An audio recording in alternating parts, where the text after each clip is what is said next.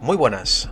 Hoy os voy a hablar de una distribución muy utilizada en epidemiología y en cualquier rama asociada a las ciencias de la salud. Estoy hablando de la distribución chi-cuadrado. Vamos allá. De alguna manera, el contraste de hipótesis se puede considerar como un ejemplo de un proceso de decisión en el que los datos se reúnen de una especial manera para obtener un valor que nos permita decidir entre dos opciones. Hasta las decisiones más elaboradas y más difíciles de tomar, incluso aquellas que han precisado de un ingente trabajo de recopilación de información, al final se saldan con un sí o con un no. Al final entonces la decisión se reduce a optar por uno o por otro camino. Para ello, en primer lugar, debemos definir dos hipótesis mutuamente excluyentes, la llamada hipótesis nula o H0 y la llamada hipótesis alternativa o H1. La hipótesis nula es la de la no diferencia. Postula que no existen diferencias significativas entre los resultados obtenidos en la muestra y los esperados en la población, es decir, la población A es igual a la población B. Sin embargo, la hipótesis alternativa o H1 es la de la diferencia y postula que existen diferencias significativas entre los resultados obtenidos en la muestra y los esperados en la población, es decir, la población A es diferente a la población B. Asimismo, las pruebas de hipótesis las podemos clasificar en dos grandes grupos: pruebas de conformidad y pruebas de independencia. En las pruebas de conformidad, a partir de los resultados obtenidos, se verifica si los individuos de la población cumplen o no determinadas hipótesis. Por ejemplo, si en una muestra hemos obtenido una proporción de fumadores del 30%, saber si esa muestra proviene o no de una población donde fuma el 50% de la población. En las pruebas de independencia, se intentará saber si dos variables están o no relacionadas.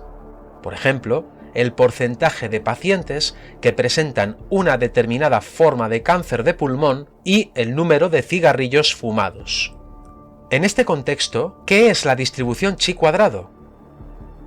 La chi-cuadrado es una ley matemática que proporciona una técnica estadística que permite, a su vez, analizar las relaciones entre variables de tipo cualitativo.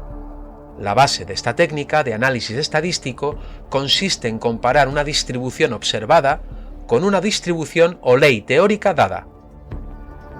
La distribución observada se obtiene al tabular una variable cualitativa con k categorías en una muestra de n individuos.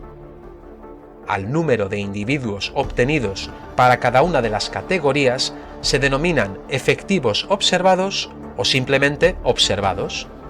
Asimismo, el número de individuos que deberían estar contenidos en cada categoría si ésta reprodujera la ley teórica se denominan efectivos calculados o simplemente esperados. Si os fijáis en la estructura de la ecuación, veréis que presenta una gran similitud con la ecuación de la varianza, y esto no es casualidad. Recordad que en esencia la varianza es el grado de desviación del conjunto total de medidas tomadas en una muestra respecto a la media muestral, dividido todo ello entre el total de medidas de la muestra.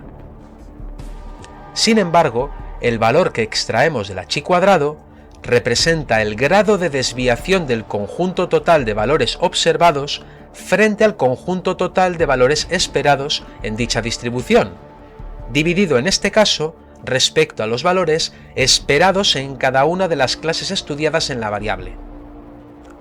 Hay que considerar lo siguiente: cuando elaboramos una hipótesis respecto a uno o varios caracteres o variables, tendremos que tener en cuenta siempre qué es lo que esperamos que vaya a salir de la muestra en base a dicha hipótesis.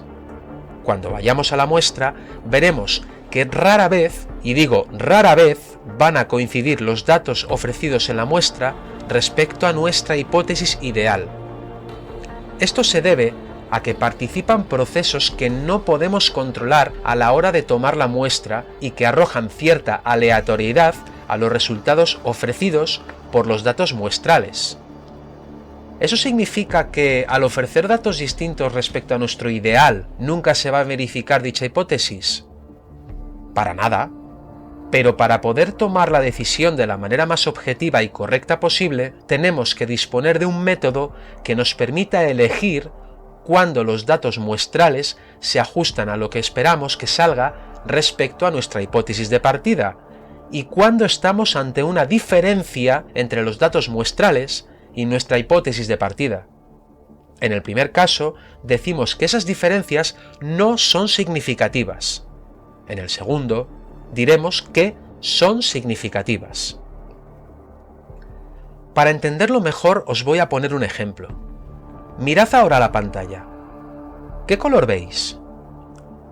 Salvo que tengáis algún defecto que os impida distinguir claramente este color, o la propia pantalla tenga ese defecto, está claro que es azul.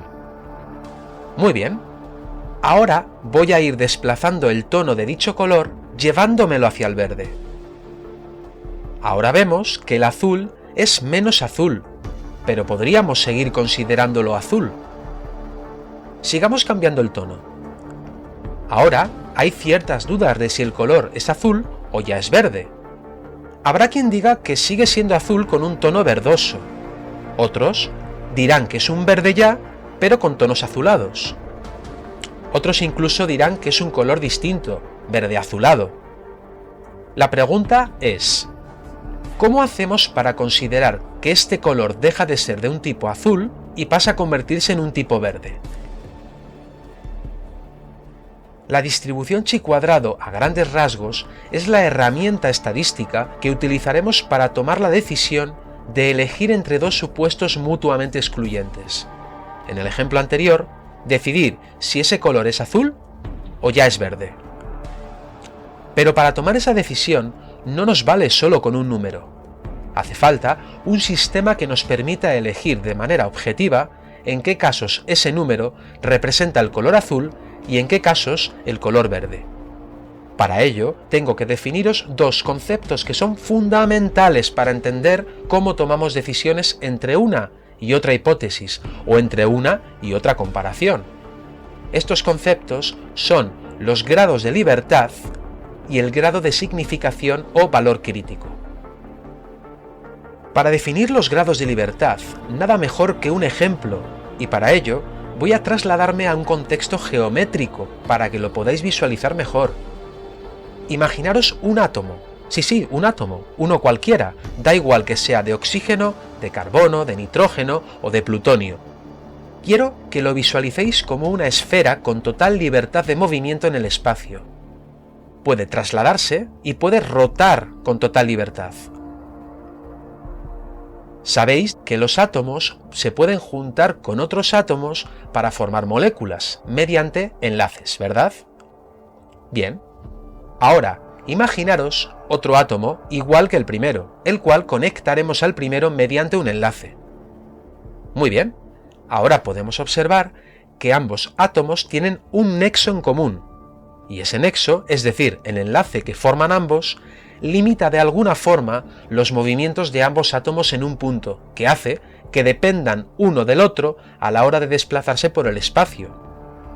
Siguen pudiendo rotar y trasladarse, pero para poder hacerlo dependen de sus posiciones relativas respecto al enlace que los conecta. Muy bien, ahora conectemos otro átomo mediante otro enlace a cualquiera de ellos. Perfecto. Ahora tenemos 3 átomos y 2 enlaces que los conectan. Si os acordáis, cuando teníamos un solo átomo, este podía moverse libremente sin tener en cuenta otros elementos, pero ahora su movimiento depende del movimiento de los 2 átomos con los que están conectados por los enlaces. Y paradójicamente, los puntos que permiten la libertad de movimiento a la estructura son esos mismos enlaces. Si seguimos conectando de manera lineal átomos y más átomos, veremos que los únicos puntos de libertad de movimiento entre átomos son precisamente dichos enlaces. Ahora, si consideramos a n como el número de átomos que tenemos el número de enlaces que hay conectando todos los átomos sería el número de grados de libertad que tiene esa estructura para poder moverse. O dicho de otro modo, el número de grados de libertad corresponde al total de elementos menos 1, es decir, n-1. En estadística, los grados de libertad son iguales al número de observaciones independientes que son libres de variar, es decir, el número de sujetos en los datos, menos el número de parámetros estimados, es decir, el número de relaciones impuestas a los datos. En otras palabras, están relacionados al tamaño de la muestra. Asimismo, los grados de libertad son usados para definir las distribuciones estadísticas y con ellos poder realizar las pruebas de hipótesis. Por cierto, esta fórmula n-1 nos servirá para calcular los grados de libertad en una variable cuando necesitamos hacer contrastes de hipótesis mediante pruebas de conformidad. Ahora os voy a plantear otra suposición. ¿Y si en lugar de tener un único sistema de átomos interconectados por enlaces, tuviéramos dos sistemas ocupando el mismo estado? Bien, considerando que ambos sistemas no están unidos entre sí, es decir, son independientes, para estimar el número de grados de libertad totales, tendremos que considerarlos como considerábamos dos sucesos aleatorios independientes que se producen a la vez.